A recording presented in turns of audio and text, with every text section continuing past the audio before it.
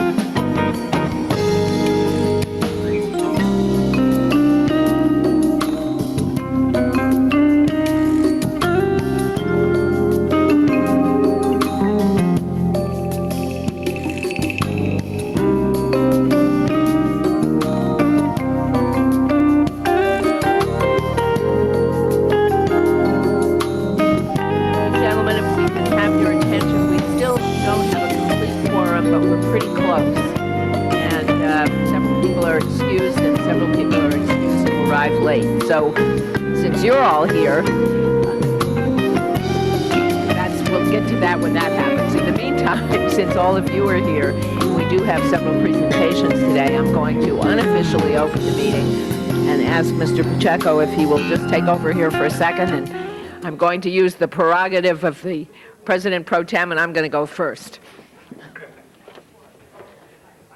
All you have to do is call him.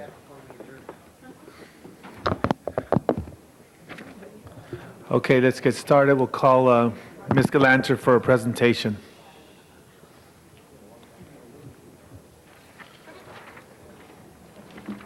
Thank you, Mr. President. Members of the council, it's my pleasure, I guess, to, because I'm sorry she's leaving, has left, to introduce to you today the Honorable Patricia Schnegg, who's now a judge, but who served for a number of years on our airport commission, where she was a good sport. They kept making her the vice chair, and they would never let her actually chair the thing.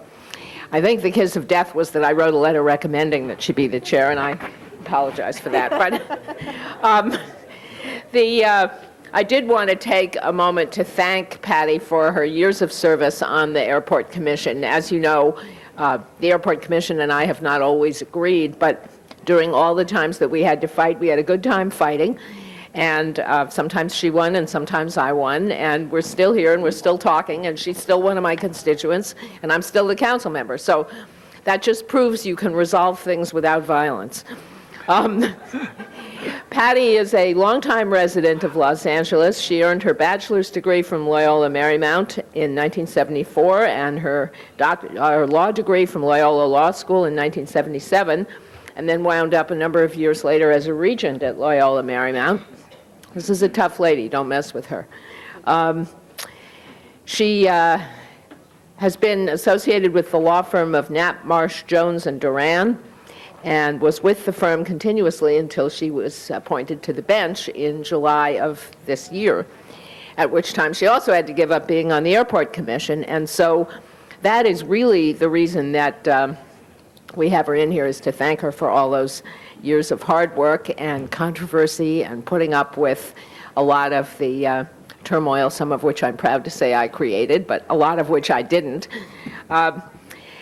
And I've asked her, since she's now in a whole new life as a judge of the Superior Court, to not only come in and be recognized and applauded by all of us, all 15 of us, and the mayor and the city clerk, who certifies that we all really did this, but also to share with us a little bit about what it's like to go from one controversial area to another one.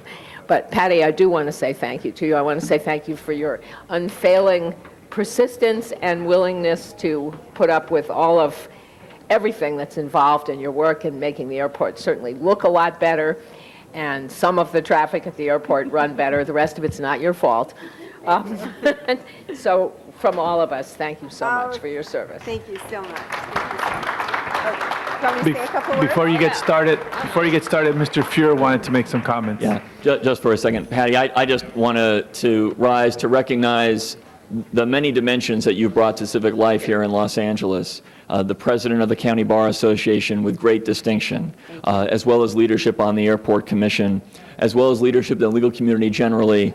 You have begun to be and will continue to be a marvelous member of the bench. All of us are well served to have you as a judge and have really benefited from your leadership in so many facets of life here. Congratulations and good luck. Thank you very much.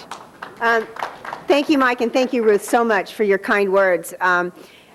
I was born and grew up just east of downtown Los Angeles, and the biggest thrill I had every day was on those occasions when my dad would drive us into downtown LA and City Hall was the tallest building here, and it was so impressive. And I was so impressed with the city of Los Angeles as a young child, and I still am. I am still the proudest one could ever be to say that I'm an Angelino, and I continue to believe that this city is the best city in the world. And I appreciate the fact that this council and the mayor gave me the opportunity to serve the city for 7 years on the Airport Commission. It was a fabulous ride. It was bumpy sometimes, but it was great. And just like everything else in life, it's the people that you meet and that you get to know. And that's what I really, really take away from my experience. I gave a lot, but I have to tell you that, as is usual, I found that I got a lot more in return than what I gave. So I now sit on the Superior Court bench, having a great time. Next to you guys, I have the best job in the world. I feel like I am continuing to do public service. I'm in a courtroom now where I'm doing a lot of driving under the influence cases and a lot of domestic abuse cases. And I feel that I'm hope to make an impact in that area, but I miss all of my city work, and maybe next time around, I'll get to participate again. But I want to thank you so much, Councilwoman Galanter. It's been, I really admire you, and it has been a wonderful experience. Well, come back anytime. Thank you so much. Okay. Thank you, Mr. President. And now we're going to do this little switch number, and from here, I'm going to resume my chair and call on Mr. Pacheco for a presentation.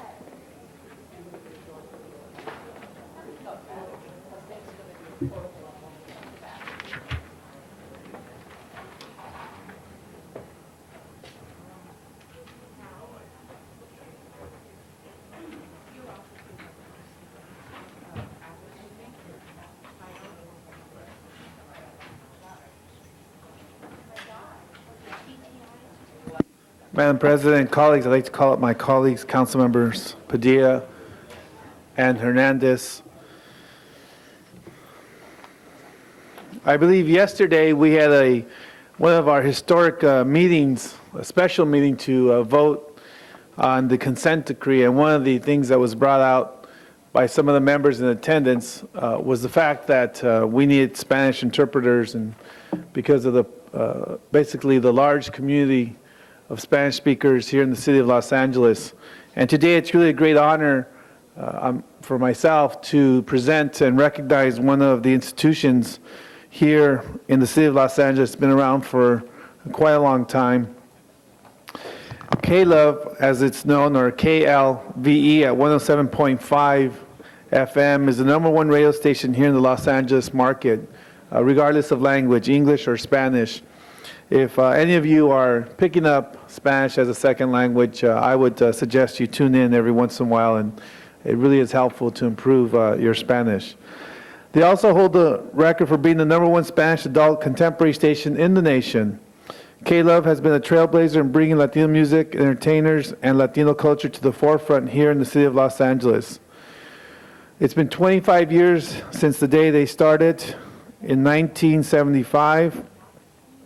Tonight, part of their celebration of this historic day is a major concert with a pretty impressive list of entertainers. We have Juan Gabriel, we have Chayanne, we have Enrique Iglesias, and I know I'm missing one other one, and we have what was that? Marco Antonio Solis, and I know there's one more. Ricardo? Oh. Argones. Okay. And a special surprise guest, which will be worth the whole event also. Let me bring up Councilmember Padilla and Hernandez before we introduce our guest here, see if they want to say a few words. Again, members of the council, when I go get my hair cut, I listen to KLOVE. Because that's what's basically being played there.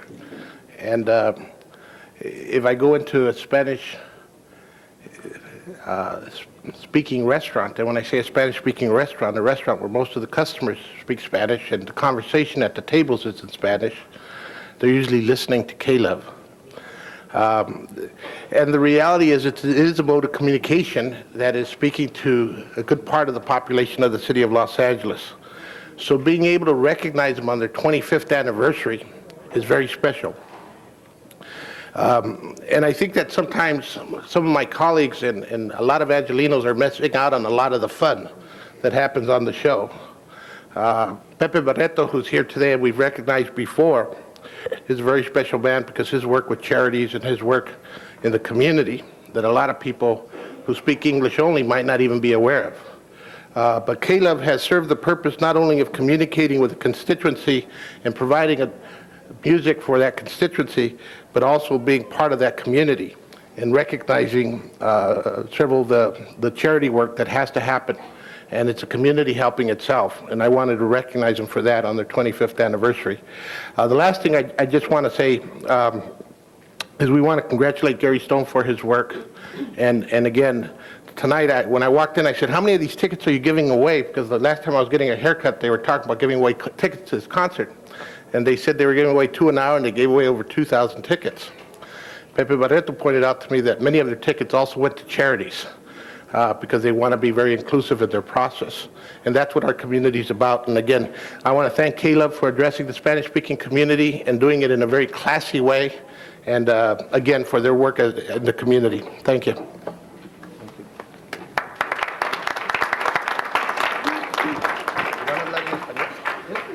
Thank you, Madam President. Thank you, Nick, for bringing forward this very, very important presentation. Colleagues, I think you've seen the three of us stand here on occasion in the past, probably the more recently, recognizing another Spanish language media outlet, and that was from the television station Channel 34, KMEX. And you heard us talk about the leadership position that they have taken among the television stations here in Los Angeles. Well, for a longer time, and just as importantly, if not more importantly, KLOV and the sister stations of the Hispanic Broadcasting Corporation have played a significant role in the city of Los Angeles, in barbershops throughout the city, in cars and homes throughout the city of Los Angeles as well. I was actually brought up a little bit with KTNQ 1020, listening to Humberto Luna many a morning. And so it is ingrained in the city's history, and it's ingrained in the city's present. The Spanish language is growing in significance and in a lot of cases popularity as well. I see Laura nodding over there. But this is a recognition that's been long deserved and long ago earned. It is a moment to celebrate it with the 25th anniversary of KLOV. And I'm still curious who that surprise artist is tonight, but I'll be at the concert to have a good time. Thank you.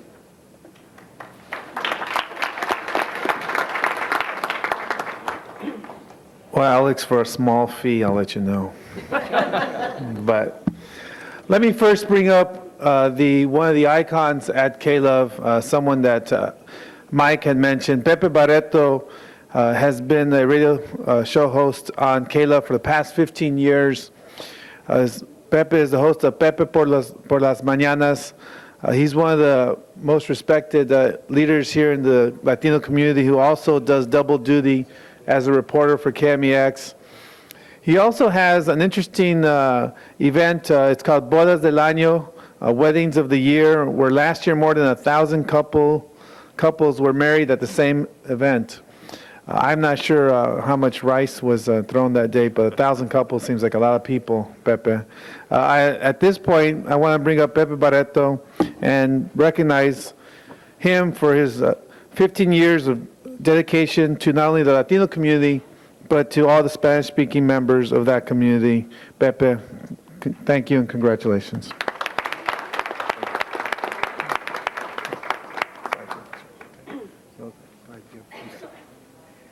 Good morning, ladies and gentlemen. Good morning, council members. 25 years ago, Los Angeles did not have Spanish waves in FM. Nobody believed that FM was going to be successful, but somebody thought that we should have on FM radios, car radios, did not have most of them, on FM band. But somebody said, why? We should have also a Spanish FM. That's how, KLV was born.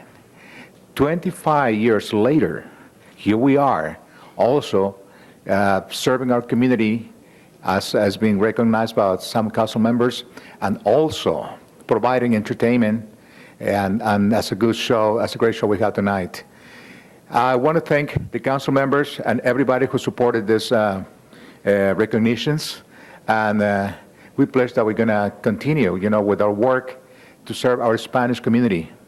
And I want to thank also the council members that listen to the radio station and that call us from time to time, and thank you very much for your support, for your recognition to KLOV. If I were not working for KLOV, let me tell you something, I would be a listener of KLOV.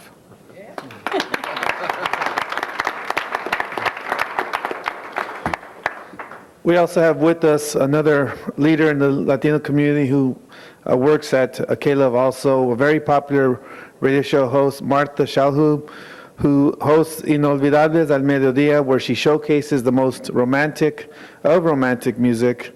Ms. Shalhoub is without a doubt the most respected female radio host in the Los Angeles market. Martha has dedicated her professional life to KLVE and has been with the station from day one. Martha, I want to present you with this certificate of appreciation on behalf of the city and my office. Thank you so much for working so hard in the Latino community.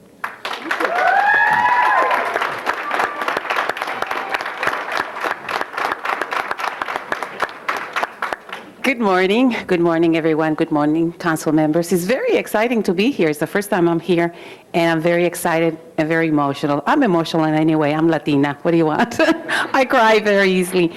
But it means so much to me. Who was to know that 25 years ago, when we started on the air, on the FM dial, that Los Angeles wasn't like it's today. I have seen this city, cultural, how it has changed, the face of Los Angeles, how it has changed.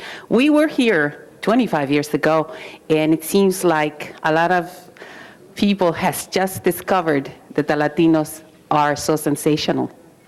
Ricky Martin has put us on in the world's eye, let me say, and everybody, all of a sudden, things that were just happening, but we've been here a long, long time. 25 years ago, we went on the air, and it was exciting then. It has been exciting all those years for me, and it's still exciting, and I don't call it work. I go and I have a lot of fun. And to be able to share the day with our listeners, it's very exciting to me. And I thank you for this recognition, and I hope you're tune in once in a while when you can. 107.5, it's K-Love.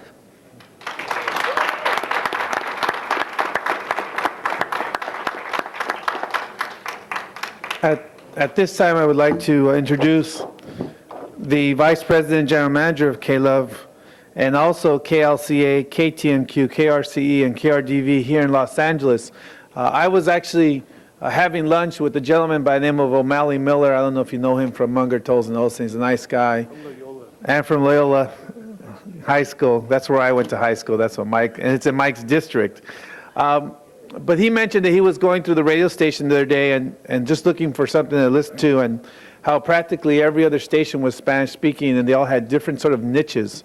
And it really was a recognition of the emergence of the Spanish speaking community here in Los Angeles. So Gary Stone has been very successful with K-Love and continues to highlight our beautiful music here in the city of Los Angeles, and continues to have K-Love be one of the top stations. With that in mind, Mr. Stone, where are you? Let's see. I want to present this resolution to you as a representative of KLVE on behalf of the City Council. Honors Radio Amor for its dedication and commitment to the needs of friends and neighbors here in the city of Los Angeles. Thank you.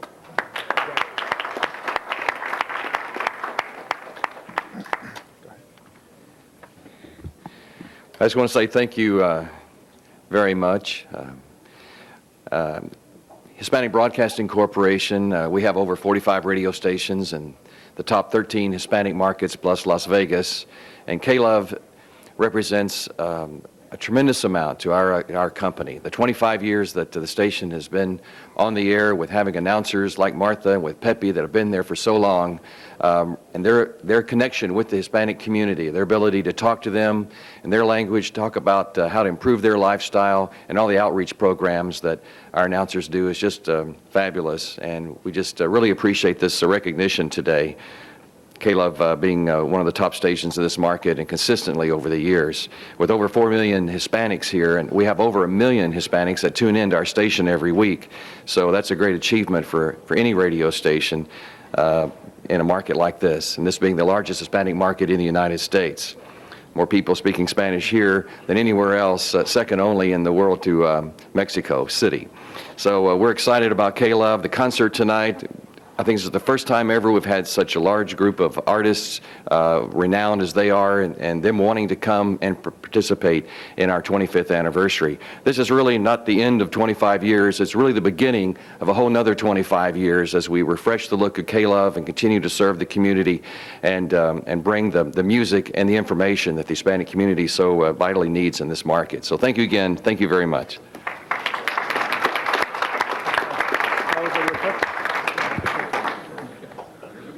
Members of the council, and again, some of us have an advantage over others, and ours tends to be that we're bilingual.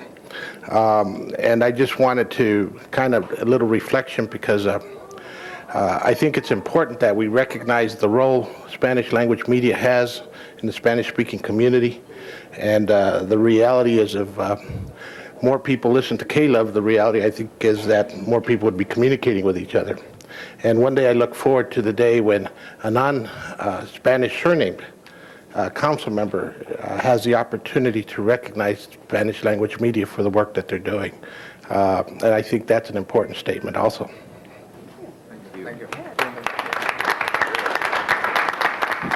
I, on the other hand, am looking forward to the day when we're all bilingual.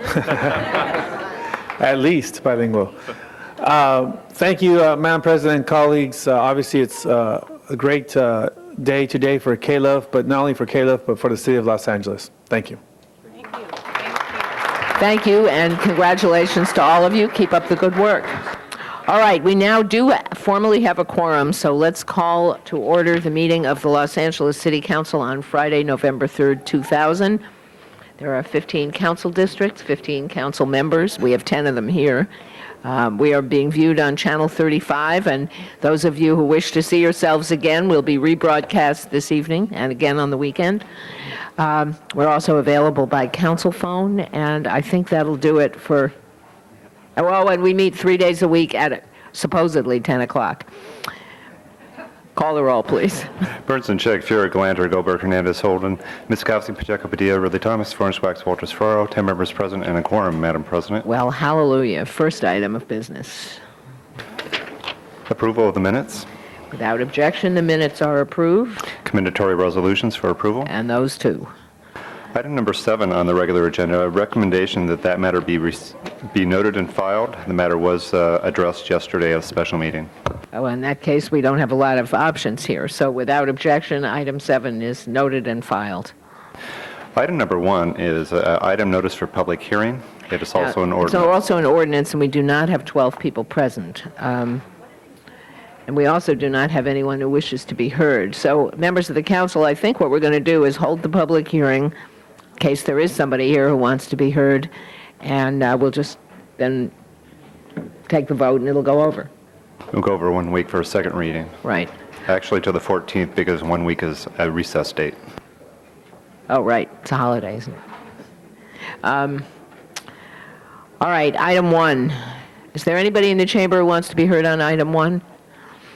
In that case, the public hearing is closed, and the matter is before us, members of the council, who also don't seem to need to be heard. Open the roll on item 1 on the, we have a report on the ordinance, right? All right, open the roll on both of them. Close the roll, tabulate the vote. 10 ayes. Okay, the report is approved, and because there are not 12 people present, the ordinance will go over for a second reading To on November the 14th. 14th. Thank you. Okay, next. Items number 2 through 6 on the regular agenda are items for which public hearings have been held. Any specials, members of the council? Item 2 through 6. Ms. Chick calls item 5 special. Okay, anybody else? Open the roll on items 2, 3, 4, and 6. Close the roll, tabulate the vote. 10 ayes. Those are approved. Next item. Items number 8 through 20 on the regular agenda are items for which public hearings have not been held. All right, members of the audience, if there's anybody who wants to be heard on any of the items 8 through 20, we need to have you fill out a card, and we need to know about that. Seeing none, the public hearings on those items are closed. Any specials? I'd like to call item 16 special. Item 16 is called special by Mr. Hernandez. Did I miss one? Oh, okay. And item 11 special. Okay, and so items 11 and 16 are called special. Anybody else? Any more specials? Okay, open the roll on items 8, 9, 10, 12, 13, 14, 15, 17, 18, 19, and 20. Close the roll, tabulate the vote. 10 eyes. Those are all approved. Next item. Items number 21 and 22 are on the continuation agenda. Their public hearings have been held. They are communications from the Personnel and IGR committees with amending motions. All right, on item, well, let's take them in order. Item 21, whose motion was item 21? You want to call that special? All right. Mrs. Walters calls item 21 special. On item 22, I'd like to ask that we vote separately on at Mr. Holden's request, although he's not here, we talked earlier, that we vote separately on the direction to the legislative analyst to form the task force. We just separate that out from the body of the motion. No, I just like to vote on it, just take 2 votes. So let's vote first on the motion as amended, except for the portion that creates the task force, which is not part of the legislative policy. Let's open the roll on that, close the roll, tabulate the vote. 10 eyes. Okay, that's approved. And then on the other half, which is the motion to request that our city staff convene a task force essentially to help the Department of Airports market some of their other airports. Open the roll, close the roll, tabulate the vote. 10 eyes. That is also approved, and thank you, members of the council. I appreciate your vote. Okay, next item.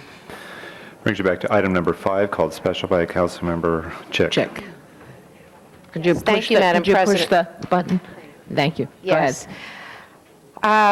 It's hard to say that I'm pleased with what's before us because I would really rather see significantly more funds going to domestic violence shelters since the problem has reached epic proportions in our city and it has become such a burden and a dangerous call for our police officers and a very common one, but the toll that it takes this problem on women and children and the entire family.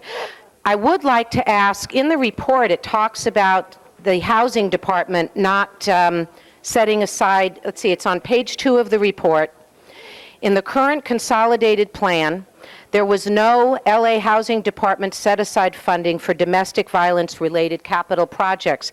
And the same paragraph also talks about the fact that the City Council in 1994 directed the Housing Department to set aside $5 million a year in capital projects, but that there's been problems in funding, in moving those capital projects forward.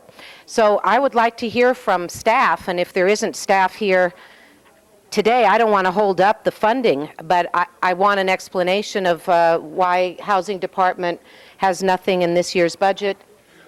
And if you can answer that and take the Housing Department off the hook, I appreciate it, Well, I'll Mr. be glad Nevis. not only to take the Housing Department off the hook, but also explain what's going on now in terms of this RFP.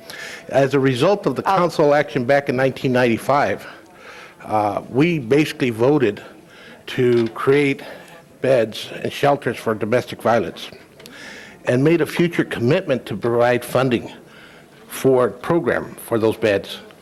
Now, we didn't designate where the funding was going to come from, and now the funding's coming out of the block grant. Now, in some of our previous block grant debates, we have reduced the amount of money for the human service delivery system because we basically had to set aside funding for domestic violence. They did not compete in the RFP process of human service deliveries. And it was a very complicated process. And so now what's happening is those beds are actually online. And so all those service providers, 12 of the 13, only one did not receive funding. While 12 of the 13 are programs that we provided beds for. And so this RFP is now basically going to be a 5-month RFP because we can't pre-assume what the block grant's going to be. And that's what the funding for is, and they competed through the RFP, and those are beds that we brought online as part of our housing program. So housing had the charge of creating the beds. They didn't have the charge of providing the funding for program. That's right, and and I thought this report says that there was no money this year for capital projects, meaning Right, and that's because, construction. but understand that because we're playing catch-up. We constructed all these beds, and now more are still coming online. This is basically providing the funding for the For ones... services. For services, for the ones that are coming online for the next 5 months. And then, once we identify what the block grant amount is, that we're going to be able to set aside, and are we going to set aside funding for domestic violence beds? Because it competes with all the other social services. And so part of our problem is we're kind of like pre-committed to setting aside money for domestic violence. And it happened through council action over a period of time. Now, if we create more beds, we also need to look forward as to where the funding is going to come to provide the program for those beds. Right. But this is something that we started in 1995. We've been creating beds. And for example, we might not be creating beds for physically disabled people, homeless, and all this other stuff, because now we're all focused on domestic violence. But it's kind of completing the program, is what we're doing today, the program that we've put in place. 5 months from now, we're going to have another debate. And the day the committee was approving that was the day Congress approved our appropriation of 25% of our block grant for human services. We were facing a 40% cut. So that happened that same day. That was before our committee. And I'm kind of explaining it because right now we're also hearing from Congress they might withhold part of our block grant because of the timeliness report. And so we don't know how much money we're going to get approved for our block grant today. And once we know that figure, then we know that 25% of it could be used for human services, and part of that money Can be we've used already for made a domestic pre-commitment to set aside. I think that was a very good explanation, and clearly we don't have enough money to go around. Thank you. Right, and I would like to say it was not only a clear explanation, but we managed in both your allotted time to solve the whole problem. So open the roll on item 5. Close the roll, tabulate the vote. 11 eyes. That is approved forthwith on that, I think. All right, next item. Item number 11, called special by Councilmember Hernandez. Mr. Hernandez? Item 11, and Yeah, could you push this is the... item 11, and could I have the CLA and CAO up there to kind of answer the question?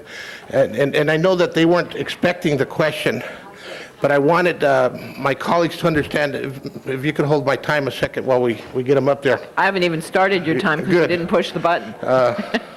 Thank you. I pushed it. Is that a way to get more time, just not push the No, button? no, I huh? haven't.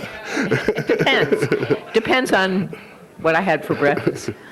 And I don't know if there's anybody here from the CLA's office, but here comes Mr. Deaton. Ms. Deaton, you're not going to know nothing about this. When I was reading the report this morning on the Watershed Council, I was basically struck by two things. One of the items basically is asking us to authorize the president of the Board of Public Works to basically sit on the governing board of the Watershed Council or its designee. And that basically excludes the council. I'm sure the president would come to us and so forth. I had a discussion with Mr. Deaton. A good part of the LA River in my district is what we call Taylor Yard.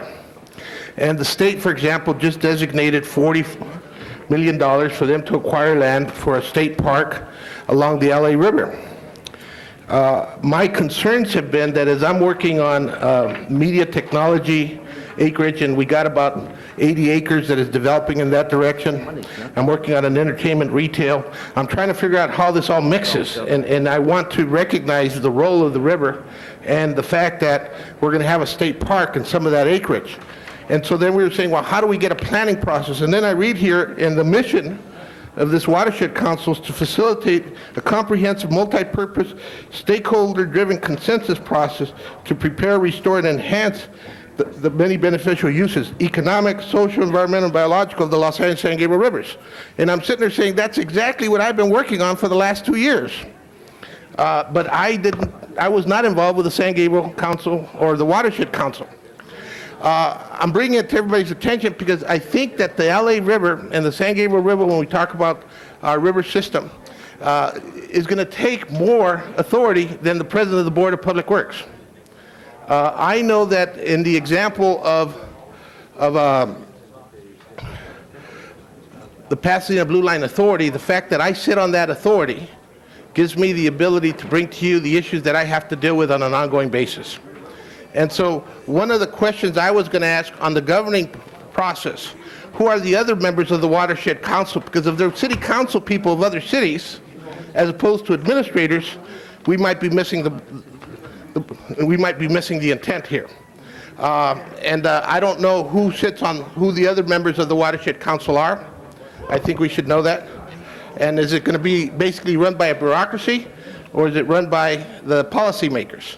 And that's why I wanted to ask those questions. Okay, you did actually use most of your time, but you can come back, and maybe Mr. Ridley Thomas, as chair of the committee, would like to respond first. Go ahead. Madam President, members of the council, this item is before us as an environmental quality issue. Mr. Hernandez's questions are more process and content important, though they may be. We have a recommendation from ORS, and this is an annual request since 1997. The Watershed Council is a rather unique consortium of academia, business, community, and environmental groups, and governmental agencies. I have no particular concern that the composition of the council can't be addressed should it be deemed appropriate, if that's the upshot of Mr. Hernandez's concern. This is a good thing to do, and I think we should go forward, and if we can make a recommendation as to composition that causes us to be more comfortable with, in view of the fact that we are contributing to some 25+% or approximately of the annual budget, then I would think that they would be sensitive to hearing recommendations for recomposition if that would be deemed desirable. And I think that's the upshot of your concern, is it not? And so perhaps as an amendment, we can make a suggestion or a request to the body to consider these particular suggestions. Madam President. Thank you. Mr. Hernandez. Mr. Ridley Thomas, and again, in a spirit of cooperation and consensus building, there is an official liaison from the Office of the Mayor's Office that's part of this council, and I would recommend that we also include an official liaison from the council, so that it could address the individual council issues that are being impacted. And Mr. Deaton is eager to speak. so we could amend the report to do that. Right, request that we be included. I'd just like the council to know that the end of the San Gabriel River is Seal Beach. In light of that, Mr. Hernandez. In light of that, Mr. That Hernandez. inspires us with many other thoughts. Right. All right, so say your amendment again. So my amendment would also be that we have a liaison from the council Okay. as part of the official liaisons of the Watershed Council. All right, let's take a vote on this. And I did want to point out that most other cities have appointed city council members to the Watershed Council. Well, did you want to make that an amendment, or? At this time, I'm willing to go. I think that we could change that by Okay. council Oh, I action. assume we can, yeah. All right, open the roll on item 11 as amended by Mr. Hernandez. That the liaison be appointed by the president of the city council. Okay. Open the roll, close the roll, tabulate the vote. 11 eyes. That is approved. Oh, we lost somebody. Okay. All right, next item. Item number 16, called special by Councilmember Hernandez. Mr. Hernandez, we need you back. No?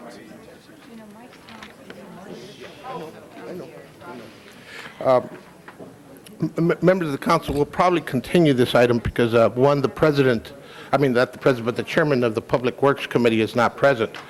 But maybe by then, we could get a question answered. I second this motion, and it's coming in Rule 16. Now, Councilmember Misikowski and I both sit on this advisory council. When it was presented to us, we were told that it was part of last year's budget. and we couldn't make any changes. This is the local law enforcement block grant, and Mr. Ridley Thomas and I have talked about it on several occasions in regards to how we're spending that local law enforcement block grant money. So we were told, and this is what we were told by the mayor's office, that we could not do anything about it because it was part of last year's budget discussion. Now, what I find interesting is it's before us for approval, and it's from September 15th, 2000 to September 2001. Sounds to me like we're locking ourselves in again for next year. And I needed, again, the CLA to give us some information here, because that's how it happened to us last year. And it's coming in Rule 16, the Local Block Grant Advisory Council's recommendation for our approval, and we're going through September of 2001. And we wanted to work on next year's changes.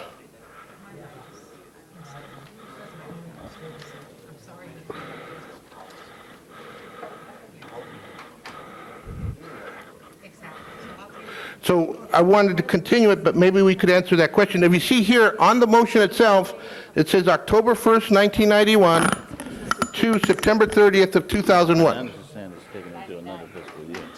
Yeah, it goes through September 30th. Okay, now who do we need to answer this question? Well, I think Mr. Hernandez locks into a very, very important issue. It is the matter that we've been talking about for the past year. It is the matter to which Mrs. Goldberg addressed a number of issues, and I think we ought to look at this right now and figure out how to avoid that situation again. Mr. Hernandez is correct about this, even if we have to continue the item. Yeah, and I was just thinking, continue it till Friday. I'm asking the question because for us to pretend we're going to be able to talk about the block grant next year, I think if we take today's action, we're not going to be able to. Because it's locking in the expenditures for 2001. Okay, how long do you guys want to continue? Until we get it straightened out. Tuesday's fine with me. I just want Councilmember Misikowski to be present when we do that. Mark, do you think we can do this by Tuesday? Is Cindy here Tuesday? Yes. Yeah. I don't know that Ms. Zakowski is particularly vested. This seems to me to be a matter that's somewhat pro forma as it comes from the mayor's office, and it is precisely what locked us in for this fiscal year without us knowing what we had essentially committed ourselves to. Okay. Yeah, and my understanding as advisory committee member is that we were locking ourselves in through 2000's budget, and we were going to be able to discuss 2001. Mm-hmm. Okay, and I see heads nodding at various places, like from people who know what they're talking about here. So we're going to continue it until Tuesday. Right. If we need to on Tuesday, we can continue it again. Yes. All right, item 16 is continued until next Tuesday, which November is the 7th. 7th, thank you. Oh, yes, how could I forget? All right, next item. Item number 21, called special by Councilmember Walters. Okay, Mrs. Walters, could you push your speaker button, please? Thank you. Go ahead. Okay. The reason I asked to be recognized, Madam Chair, is because we had a closed session discussion about this, or a related matter. And I'm concerned as to whether or not the items suggested for implementation here have any impact on that closed session or vice versa. So my question really goes to the city attorney as to what is the status of these items with respect to the closed session. I might be able to help. All right. I wish the city attorney to respond, please. Well, she wasn't the one that dealt with the case. I'm asking a legal question, Ms. Goldberg, if you don't mind. Well, And I'm addressing my question to the city attorney. It's not to you. You wrote the report. I need to ask a question of the city attorney. we wrote it with the city attorney. Madam Chair, is this my time or Ms. Goldberg's time? Thank you. Ms. Smith and Mr. Marr from the City Attorney's Office are going to answer that. However, I would say that this is a separate report, and I think maybe Mr. Marr can address whether this impacts the closed session that was held last week, or a few days ago. Cecil Marr from the City Attorney's Office. I'm here with Blythe Smith, who's managing the Groveson litigation. Correct me if I'm wrong, Blythe, but I think that this report deals with recommendations other than the 31 recommendations which we identified as Grobson-related. The 31 Grobson-related litigations are handled in closed session. Only the non-Grobson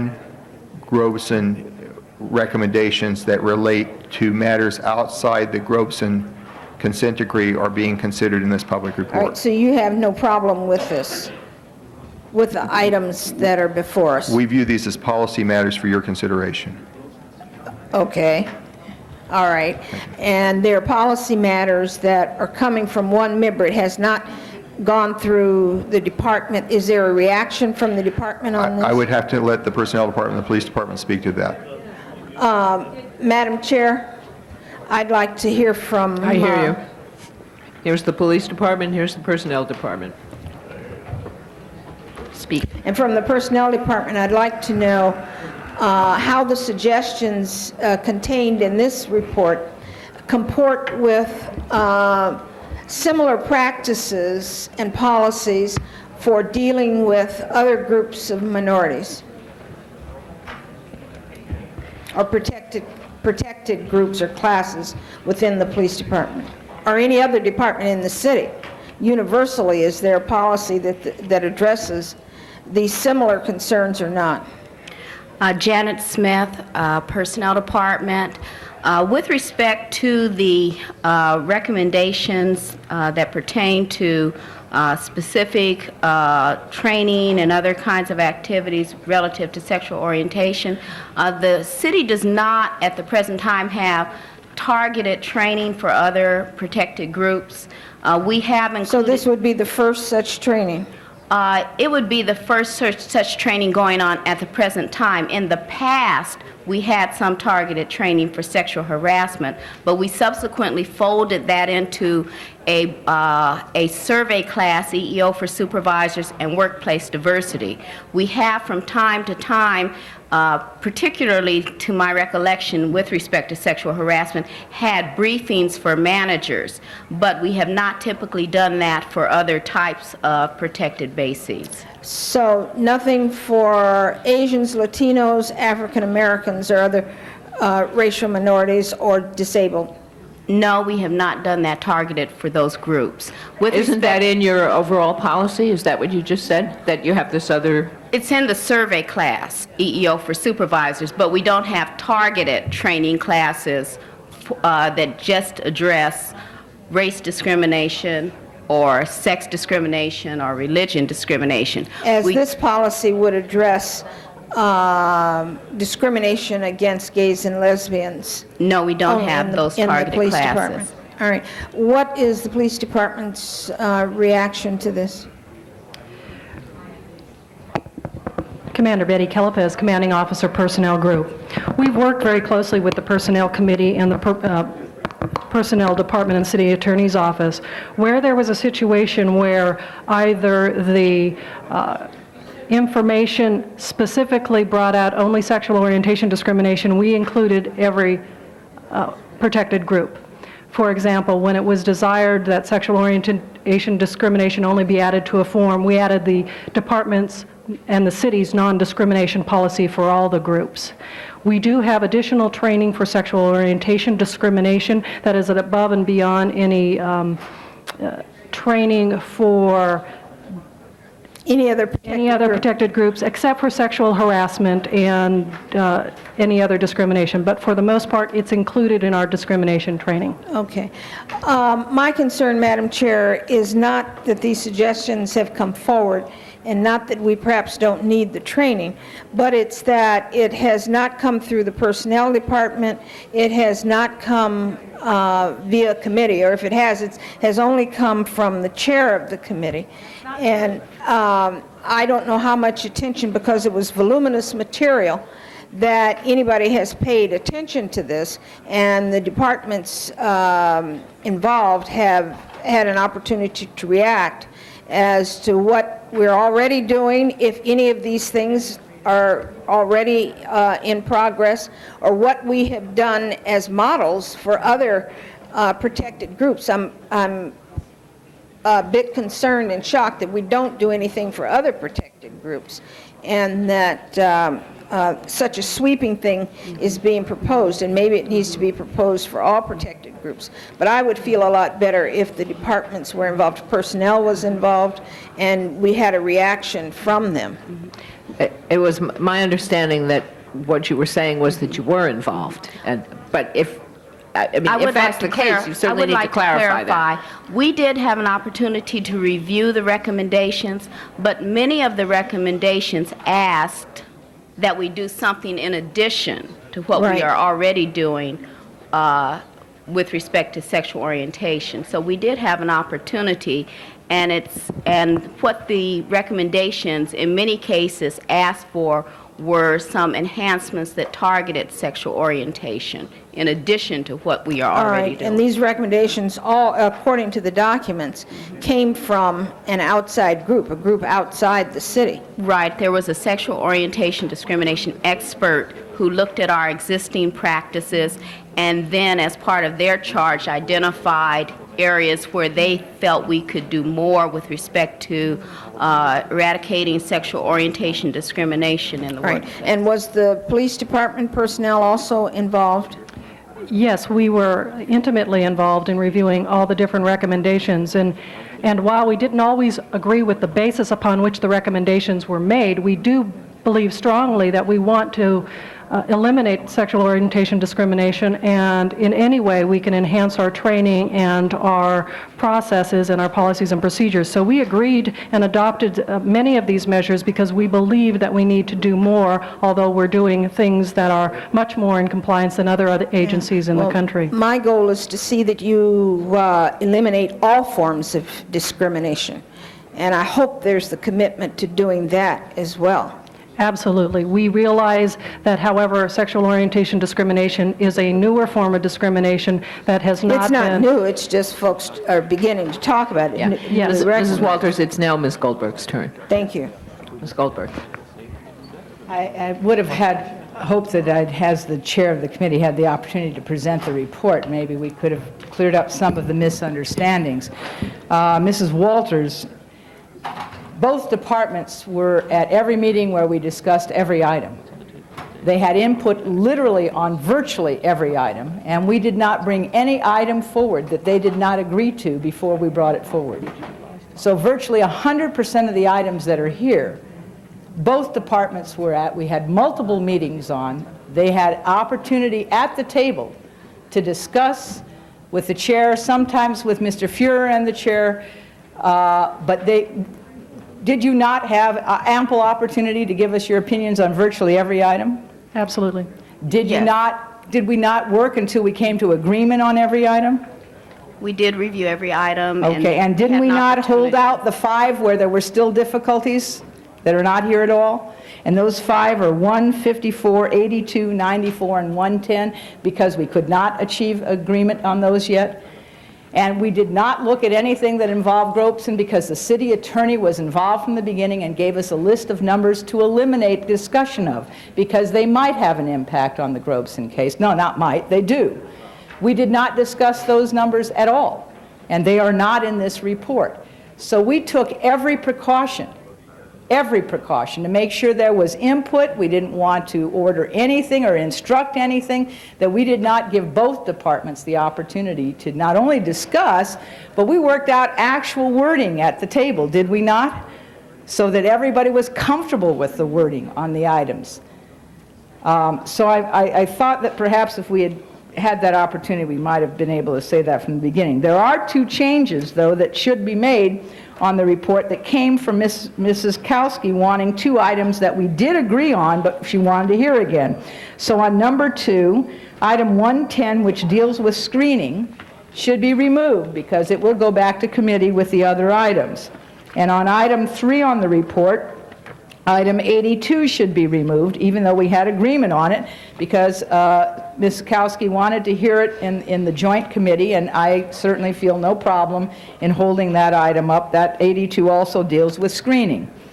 Other than that, we had agreed already that 1 and 54 be held. 54 is the Explorer Scout. Number 1 is the question of whether or not there'll be further study. And 94, which also deals with background standards, was also an issue that we decided to leave open until we could finish having a final discussion on them.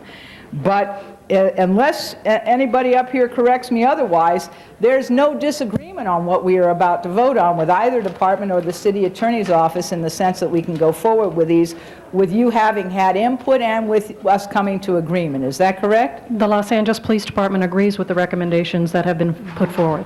Right, we also have had an opportunity to review. City attorney, do you have any problem with us acting on these items? No, we have no problem. Okay, thank you very much. I'd ask for approval for all of them except for 1, 54, 92, 94, and 110. Excuse me, 82. 82, I'm sorry, thank you. Without my glasses, who knows what that number is? It's okay. Mr. Fuhr. Thank you, Madam President. I rose to do exactly what Ms. Goldberg did in the concluding moments of her remarks, which was to go person by person at the table. I think these are good ideas that we need to do that have in fact been thoroughly reviewed. As a member of the Personnel Committee, and I have had a chance to look at these sometimes in committee and sometimes out of the context of committee, I think that Ms. Goldberg has accurately stated that the items that were to even some degree contentious were removed at this juncture for further analysis so we could reach common ground and begin to move forward. I think one of the issues before us on these matters has been, can we muster the collective will actually to take steps forward, or are we going to wait until every I is dotted and every T is crossed on every possible proposal? And from my standpoint, the right thing to do is to move, and to move now. As I said when we touched on this issue on Wednesday, all of us on this council have in one way or another committed ourselves to assuring that issues of sexual orientation that have any negative impact on any person in this city have no place in city personnel decisions, no place in government. We should be embracing diversifying our workforce to include people of different sexual orientations, rather than having any bar, implicit or explicit, in our practices or our policies. And I think that's that direction in which we are moving this morning. And I would urge us not to table the matter, but to affirmatively vote for it, both because of the content and because of the message we send by affirming these matters today. Mr. Holden. I haven't had a chance to And remember, you owe me 2 minutes and 56 seconds. All right, you got it. Now sit down. In the case, this study was done by an outside firm, is that correct? And Yes. I haven't had a chance to review it, but I will say this, that whatever progress we can make in order to stamp out discrimination, no matter where it raises its ugly head, we should do that. There's no consideration. Did they consider the reverse discrimination being prevalent at all, whether it exists at all or whether or not it's prevalent? Now, in the private sector, at least I've been told from time to time, and certainly it's not something that's been highlighted, that for gay and lesbian work environment, they won't hire anyone else except you're gay or lesbian. Now, you probably know about that, and you may not, but it hasn't surfaced where one would say it's a class that's accepted and a class that's rejected. But no matter who's been discriminated against, and for whatever reason, it should not exist. It should not happen.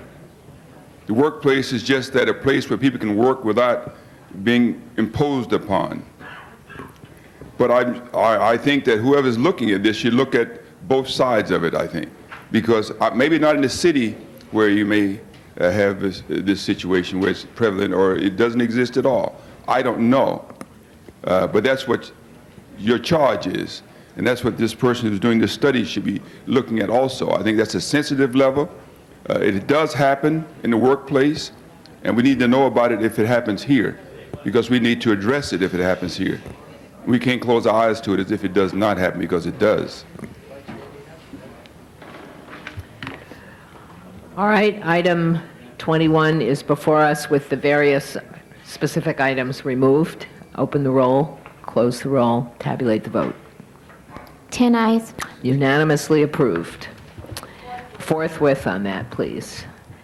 Next item. Now it's believe time for public comment on non-agenda items. we do have several people who wish to be heard on public comment. First, Gloria Jimenez, then Edgar Sock, I don't know how you say it, and then Richard Robinson. Ms. Jimenez.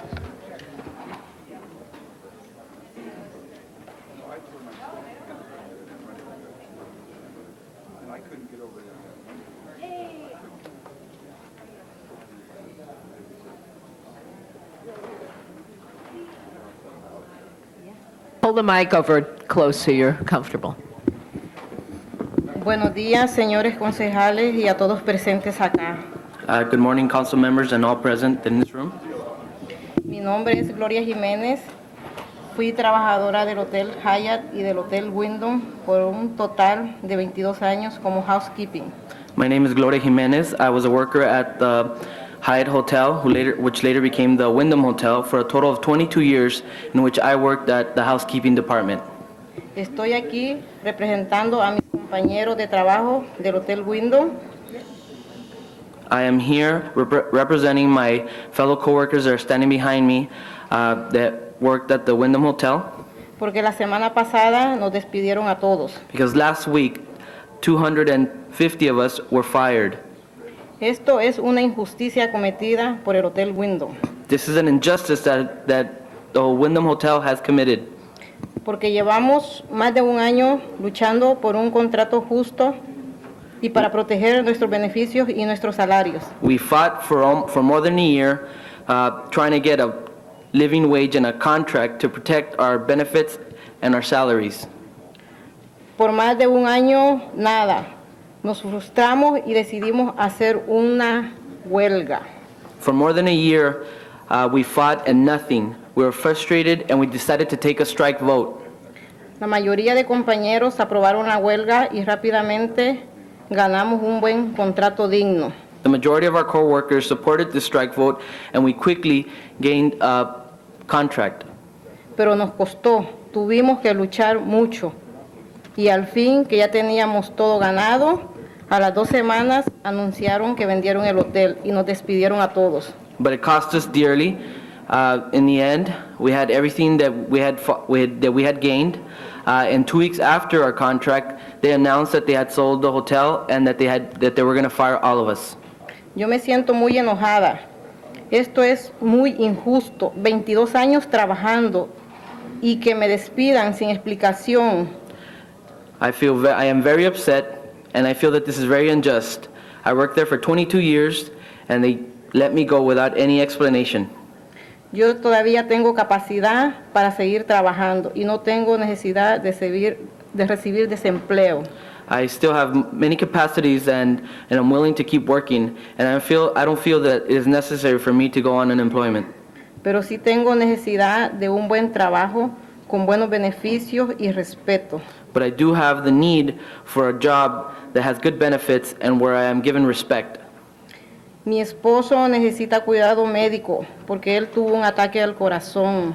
My husband currently requires medical attention because of a heart attack that he has recently suffered. Y yo necesito mi trabajo y voy a luchar por él y por mis compañeros. And I need my job, and that's why I'm here to let you know that I'm going to fight for my job. Muchas gracias. Thank you.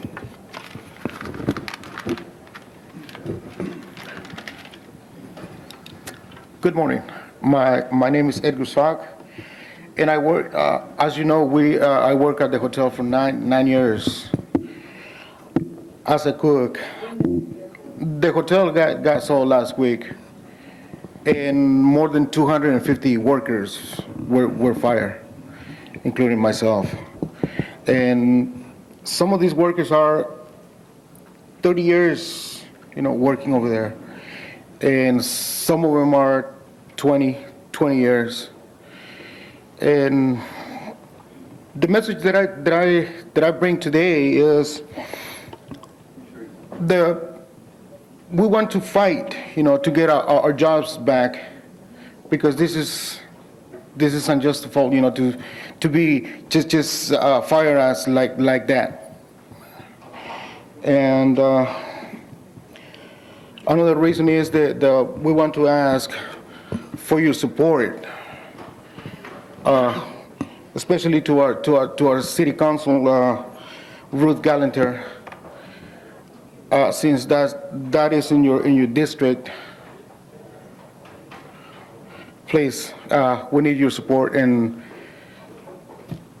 we decide to fight, and we will go with, we will do whatever it takes, to get our jobs back, because we need it. We have families to support, to feed, kids to feed, and this is just, it's not right. To me, it's not right. So, thank you very much, and that's it. Thank you all for coming. As you know, we've had a lot of trouble over the Wyndham Hotel for quite a number of years now, and I think Ms. Goldberg's going to talk about it too, but we are actually trying to figure out what we can do that would really be of some genuine help to you. It's a little bit like those people at the airlines terminal, isn't it? Ms. Goldberg, did you want to say something? One of the things, we can't take action. The reason you're not going to see us take any action is because this is a non-agenda item, and we can only act on things that are on the agenda, but we appreciate your bringing it to our attention. Ms. Galanter and I have been talking about the possibility of trying to see whether or not there's a way to do a nexus, which is a connection between that hotel and the airport, since it gets its clients primarily from the airport, and to see if we can use worker retention as a way of doing that. We won't know that for a while, but I know that Ms. Galanter's office is going to take the lead in seeing if we can do this, and I will support it, as I suspect will other members of the council. Oh, I'm sure they will. Thank you all for coming, and keep fighting. We'll do our best to be there with you. Mr. Robinson. But it was kind of a dirty thing. The hotel prior owners, while they were selling, negotiated a contract. And 2 weeks after they signed... Madam President, members of council, because I knew George Bush would defeat Vice President Al Gore, I placed my allegiance with Mr. Nader. However, after the startling news of Mr. Bush's judgment, I'm going to vote for the Vice President. In that case, you can have some more time. Mr. Bush did not err as much about his alcoholism as he did about his concealment. His inability to see that truth would win out makes him unfit to be president. His alcoholism, the death penalty, repealing Roe versus Wade, Silverado, et cetera, et cetera, et cetera. Thank you. Thank you. That closes the public comment period, and I believe that... Motions for pretty posting and close. referral. Without objection, the motions are posted and referred. Council members request to be excused from council. Councilmember Padilla requests to be excused on November 22nd for personal business. Meets policy. I guess we can let him do that, especially if it meets policy. Councilmember Fuhrer requests to be excused on Wednesday, November 8th to leave at 11:55 a.m. for city business. Motion is required. All right. Yeah, right. Ms. Goldberg moves. Mr. Hernandez seconds. And Councilmember Galanter requests to be excused on November 8th to be excused for city business, and the motion is required. Mr. Holden moves. No object. Right. Thank you, Mr. Holden. All right, Mr. Holden moves. Mr. Ridley Thomas seconds. And the desk is clear. All right. Do we have any adjourning motions? If I don't see... Do you have an adjourning motion? In that case, I believe we are adjourned. Have a nice weekend, everybody. See you next Tuesday at 10.